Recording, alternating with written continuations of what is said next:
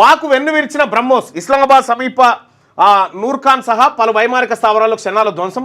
అయితే నిన్న కొంతమంది బీజేపీ కార్యకర్తలు పోయి ఆ కరాచీ బేకరీ ఉన్న బోర్డును కొట్టొచ్చారు.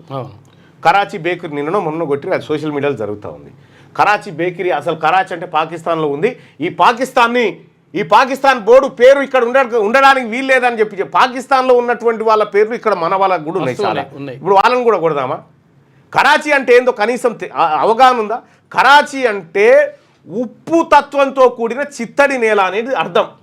ఇంకా దానికి ఇంకొక పేరు ఏంటంటే అదొక ముదిరాజు, చేపల వేటకు వెళ్ళేటువంటి ముదిరాజు తల్లి పేరు అది. ఓకే కదా అండి. అసలు యాక్చువల్ చిన్న చిన్న విషయాలు ఏది కూడా చిన్న వాటికి మీ సత్తా బార్డర్ పోయి బార్డర్ పోయి చూపించిరా పోయి.